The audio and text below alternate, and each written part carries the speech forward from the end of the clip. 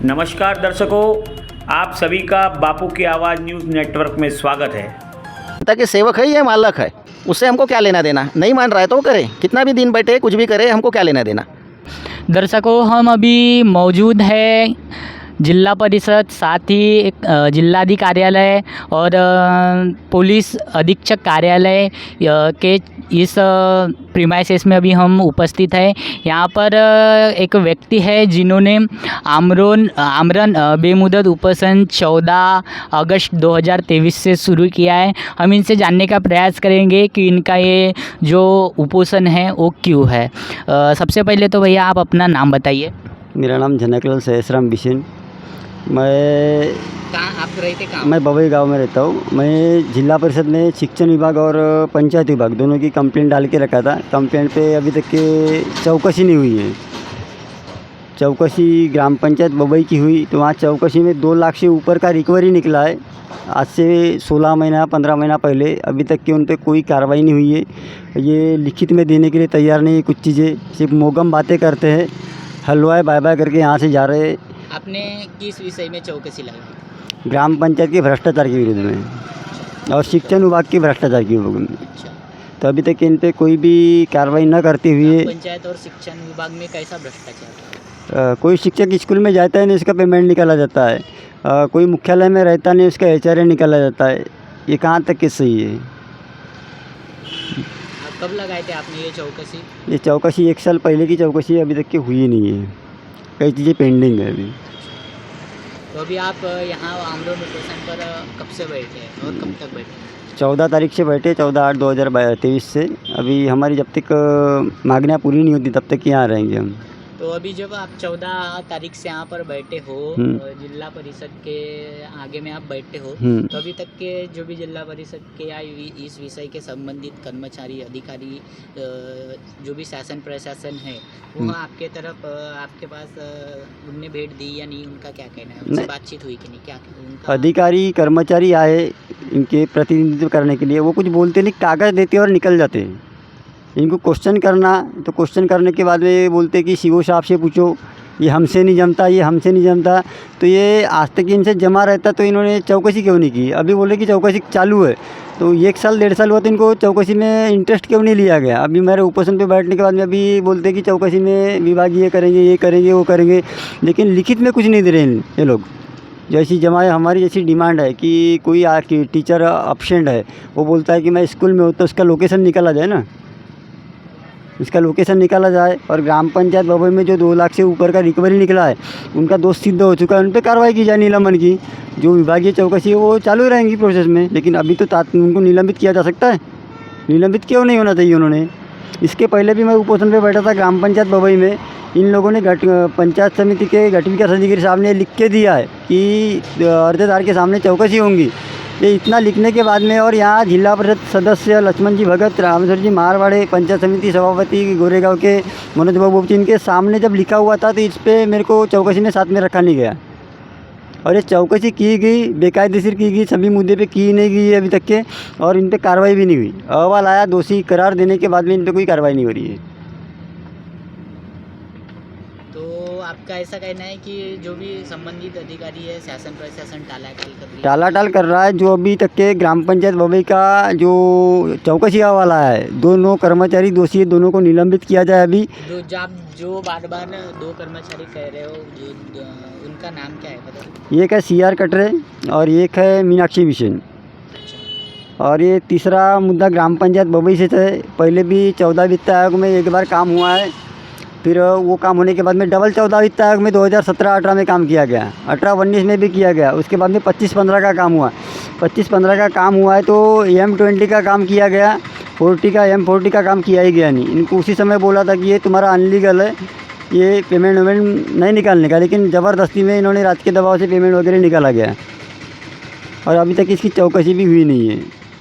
ये 3-4 रोड की जो भी चौकसी स्पॉट पे जाके ऐसा लेके आश्वासन खामकर साहब ने दिया है चौकसी के लिए, लेकिन जो 2 कर्मचारी है इन पे निलंबन की कार्रवाई क्यों नहीं? इन पे निलंबन की कार्रवाई तुरंत होना चाहिए। तो आपके पूरे मांगने क्या क्या है? विभागीय चौकसी जो ग्राम पंचायत विभाग पे जो बिठा ले वो विषय लंबा चलेगा, लेकिन अपने को जो 2 कर्मचारी दोषारोपण में आए हैं, दोषी चौकसी अहवाल पे उन पे कार्रवाई होना चाहिए, अभी निलंबन होना चाहिए अभी इनका दोनों का। और जो प्रोसेस में जो चौकसी है वो 15 दिन के अंदर में लिखित में दिए कि हम कर रहे करके। और बात रही शिक्षण विभाग की, तो शिक्षण विभाग से कोई भी अभी तक के ईओ साहब आए थे, लेकिन लिखित में अभी तक के कुछ भी नहीं दिया गया उनसे, सिर्फ चर्चा करके गए हैं। क्या चर्चा की है? उनको हमने डिमांड रखी कि लोकेशन होना है शिक्षण के जितने भी कर्मचारी इनका, और विभागीय चौकसी सभी मुद्दे पे जितनी भी मेरी कंप्लेंट है उसमें विभागीय चौकसी, उसके साथ में लोकेशन। तो इस पर चर्चा चालू है, उनकी चर्चा कर रहे करके बोला गया था, लेकिन अभी तक के उनकी तरफ से कोई रिप्लाई नहीं आया है। जिस अधिकारी जो भी शिक्षण विभाग का अधिकारी है जिनसे चर्चा की है उनका नाम क्या है? एक है महेंद्र गजबे ईओ साहब, और दूसरे पंचायत विभाग के कामकर साहब। अच्छा, तो अभी जो यहाँ आप उपोषण पर बैठे हो, कम से कम 6-8 दिन हो रहे हैं आज, तो कुछ आप मतलब कहाँ रात में कहाँ रहना होता है? यहाँ तो रहना होता है, बारिश है कुछ भी रहा है सब यहाँ। अच्छा, और खाना वगैरह ये सब? खाना वगैरह कुछ नहीं है। और यहाँ जो अभी आपकी शासन प्रशासन से शासन प्रशासन से वही है, दोषी पे कार्रवाई हो और निष्पक्ष जांच हो, लेकिन ऐसा निष्पक्ष जांच मेरे को लगता नहीं। यहाँ शासन है क्या दुशासन है क्या है, ये समझ में ही नहीं आ रहा है। यानी जो अपन क्या बोलते, जनता का कोई हित में कोई काम नहीं हो रहा है, सब कर्मचारियों के हित में और भ्रष्टाचार के हित में काम हो रहा है, सिद्ध हो रहा है। मतलब आपका ऐसा सीधा सा कहना है कि जो भी संबंधित दोषी है, जो भी आरोपी है, जिनके ऊपर रिकवरी हुई है, उनको बचाया जा रहा है। विभाग के जो भी अधिकारी है वो बचा रहे हैं, बिल्कुल बचाने का प्रयास कर रहे हैं लोग अभी। तो आपने देखा कि यह जो व्यक्ति है बिसेन करके आमरण उपोषण पर बैठा है, और इनके क्या क्या मांगनी है, क्या क्या मांग है, इनके साथ अभी तक के क्या हुआ है, जो भी संबंधित कर्मचारी अधिकारी है इन्होंने इनको किस तरह से प्रताड़ित किया है, इन्होंने साफ साफ बताया है दर्शकों। साथ ही हमारे साथ यहाँ पर और भी लोग मौजूद हैं, हम इनसे भी जानने का प्रयास करेंगे। भैया आपका नाम क्या है? मेरा नाम अविनाश मेश्राम है और मैं पब्लिक वेलफेयर फोरम का जिलाध्यक्ष हूँ। हमारे फोरम के माध्यम से श्री जनकलाल सैसराम बिसेन इनका निवेदन दिया गया है। इनकी डिमांड 2017 से है। 2017 से बहुत सारे जानकारी ले चुके हैं, बहुत सारी माहितियाँ मिल चुकी है, उसके पुरावे मिल चुके हैं।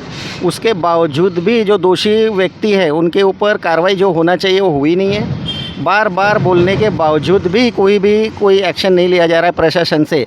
तो इससे हमको ये नहीं समझ में आ रहा है कि ये प्रशासन में सुशासन नहीं है, ये कुशासन ऐसे समझ में आ रहा है। जिस दिन हमने सीओ साहब को ये निवेदन दिया, उन्होंने हमको आश्वासन दिया कि हम कार्रवाई करेंगे, मगर एक तरफ 14 तारीख को इनका उपोषण स्टार्ट हुआ, 15 तारीख का स्वतंत्र का अमृत महोत्सव ये मनाया जा रहा है। दूसरी तरफ 15 अगस्त जैसा जो राष्ट्रीय त्यौहार जो है वो मनाया जा रहा है, और उसमें एक व्यक्ति यहाँ पर अन्याय और अत्याचार और भ्रष्टाचार के विरुद्ध यहाँ लड़ाई लड़ रहा है। तो इसको हम किस तरह से सुशासन बोलेंगे? जो भाषा आज दिनांक 22 को आज मैं माननीय श्री अनिल पाटिल सर, मुख्य कार्यकारी अधिकारी जिला परिषद, इनको मिला, इन्होंने मुझसे जो बात की कि उनमें बहुत पैशन है, जो हमने कार्रवाई कर रहे हैं, हो रही है, उनको लगता है तो बैठेंगे, हमको कोई लेना देना नहीं है। इस भाषा में जो बात कर रहे हैं, इससे इसको ये जाहिर होता है कि यहाँ पर सुशासन नहीं कुशासन है। हमने जो भी अधिकारी कर्मचारी बेजवाबदार है, बेशिस्त है, जो लोगों की दिशा भूल कर रहे हैं, यानी उसका नज़रअंदाज कर रहे हैं, मिसगाइड कर रहे हैं, गलत जानकारी दे रही है, झूठी जानकारी दे रहे हैं, ऐसे कर्मचारी अधिकारियों के खिलाफ कार्रवाई होने के लिए जो निवेदन दिए, उसका कोई भी प्रशासन को होश बिल्कुल नहीं है, ये समझ में आ रहा है। और ये ऐसे में किस तरह से बोलेंगे कि जनता के सेवक है? जनता के सेवक है या मालक है? ये तो मालक बन के बैठे हैं, जो हमारी सेवा के लिए, जनता की सेवा के लिए, जनता की योजनाएं पहुंचाने के लिए, वो योजना में जो कर्मचारी अधिकारी है, वो अधिकारी और कर्मचारी है, जनता के सेवक है। जिस तरह से नेतागण हैं उस तरह से ये भी सेवक है जनता के। सेवक रहते हुए भी ये मालिक की भाषा बोल रहे हैं, उल्टी पुल्टी भाषा बोल रहे हैं, उनको गलत साबित कर रहे हैं। आज जो व्यक्ति 14 तारीख से यहाँ पर बैठा हुआ है, अगर वो मर जाएगा या कुछ अगर उसका हो गया तो उसकी जवाबदारी तो पूरी तरह से प्रशासन की होती है। इसको किस तरह से सुशासन बोला जाएगा? प्रशासन को ये चाहिए कि जो 5 साल से 6 साल से जो प्रलंबित मांग है उसको पूरी करे, उन पर कार्रवाई करे। जो दोषी है उनके ऊपर ऑलरेडी दोष साबित हो चुका है, दोषारोप हो चुका है, रिकवरी निकल चुकी है, पैसों का भ्रष्टाचार किया हुआ है, उनको किस तरह से निलंबन नहीं किया जा रहा है? कुछ शिक्षक जो ऐसे हैं जो अपने मुख्यालय में हाजिर ही नहीं है, उन पेमेंट निकाली जा रही है। जिनके ऊपर में कार्रवाई चालू है उनको वॉलंटरी रिटायरमेंट दे दिया गया है। किस बेसिक पर? जिसके ऊपर चौकसी चालू है उसके ऊपर वॉलंटरी रिटायरमेंट किस नियम से हुआ? कुछ भी बताने को तैयार नहीं है, कुछ बताने को तैयार नहीं है, कुछ समझाने को तैयार नहीं है। नियम के बाहर में सब काम चल रहा है। उनको लग रहा है कि जो होता है होने दो, जो करते करने दो, हमको क्या लेना देना। वो जो दोषी 2 ग्राम सेवक है जिनके ऊपर निलंबन तुरंत होना चाहिए, अभी भी वो पेंडिंग है। निलंबन के बारे में कुछ भी लेके आश्वासन नहीं दिया गया। यहाँ पर जो भी व्यक्ति आता है वो पहले अपने कनिष्ठ कर्मचारी को भेजता है। वरिष्ठ कर्मचारी आए नहीं, 2 वरिष्ठ कर्मचारी आए, लेकिन उनके माध्यम से कोई भी ऐसा हल इसका निकल नहीं रहा है। हमने वरिष्ठ अधिकारियों का गोविंद खामकर, पंचायत विभाग उप मुख्य कार्यकारी अधिकारी, दूसरे शिक्षण विभाग के शिक्षणाधिकारी महेंद्र गजबे साहब, उनसे अभी मैंने बात किया कि जो शिक्षक अगर मुख्यालय में रहते हैं तो उनका लोकेशन निकालिए। तो वो बोल रहे हैं कि लोकेशन मैं कैसे निकाल सकता हूँ। मैंने उनको ये बोला कि अगर आप नहीं निकाल सकते तो आप रिक्वेस्ट कीजिए, मुख्य कार्यकारी अधिकारी निकाल देंगे। तो वो बोले ठीक है देखता हूँ। आज मुख्य अधिकारी से मैंने बात किया तो वो बोलते ठीक है देखते हैं, ऐसा कुछ होगा तो हम देख लेंगे आगे में। लेकिन अगर वो फिर भी नहीं मान रहा है, हमने लेटर तो दे दिया, अगर नहीं मान रहा है तो वो करे, उससे हमको क्या लेना देना। नहीं मान रहा है तो वो करे, कितना भी दिन बैठे कुछ भी करे, हमको क्या लेना देना। देखेंगे जो होगा सो होगा। इस भाषा में मुख्य कार्यकारी अधिकारी श्री अनिल पाटिल साहब ने बात किया आज। दूसरी बात हमारा एक है कि अगर किसी की चौकसी अगर कर रहे, अर्जदार अगर है जो शिकायतकर्ता अगर विभागीय चौकसी होती है तो शिकायतकर्ता कैसे वहाँ प्रेजेंट नहीं रह सकता। उसकी शिकायत पर अगर चौकसी हो रही है तो वो उसका फ़र्ज बनता है डिपार्टमेंट का कि वो जो तकरार करता है या अर्जदार है उसको वहाँ पर शामिल करें उस चौकसी में, या उसके जो भी उसकी छानबीन हो रही है या उसका प्रकरण की जो चौकसी हो रही है उसमें उसको शामिल करना चाहिए। बाकी ये भी मुद्दा उन्होंने क्लियर नहीं किया है अभी तक के। कुल मिलाकर प्रशासन ये समझ रहा है कि अगर जो करता है सामान्य जनता से हमको क्या लेना देना, हम तो अपना काम कर ही रहे, हमारी नौकरी चल रही है, वो चाहे मरे या जिए उससे कोई लेना देना नहीं। इसको किस भाषा में सुशासन बोला जाएगा? क्या ये बोल सकते हैं हम कि यह सुशासन है? बस हमारी डिमांड है कि जो हमने निवेदन दिए हैं अपने पब्लिक वेलफेयर फोरम की वजह से तरफ से जो हमने निवेदन दिए, जो मुद्दे सहित हमने पूरी जानकारी उनको दिया है, तारीख वाइज रेफरेंस दिया है, लेटर नंबर दिया है, सारी चीज़ें हुई है। अब उसके बाद में भी उसके ऊपर कोई भी एक्शन लेने के लिए उप मुख्य कार्यकारी अधिकारी अनिल पाटिल साहब बिल्कुल तैयार नहीं है। ये समझ में आ रहा है आज की बातों से। तो उसके लिए आप से भी निवेदन है कि आप भी ये सब इनके जो कारनामों का प्रचार प्रसार करें, ताकि आम जनता के लिए काम करने वाले जो सेवक है किस तरह से लोगों की भावनाओं से खेलते हैं, उनकी ज़िंदगियों से खेलते हैं, ये समझ में आना चाहिए, सभी को पता लगना चाहिए। दर्शकों, आपने देखा है यहाँ पर उपस्थित जो भी नागरिक है इन्होंने बताया है।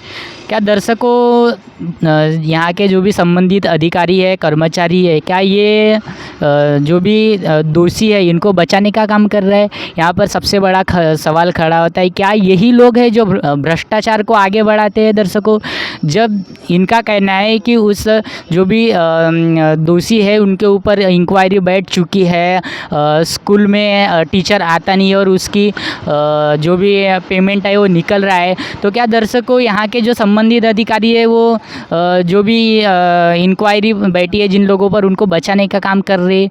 दर्शकों यहाँ सबसे बड़ा सवाल खड़ा होता है। ऐसी ही खबर देखने के लिए बापू की आवाज़ को लाइक करें, सब्सक्राइब करें और बेल आइकन पर प्रेस करना ना भूलें।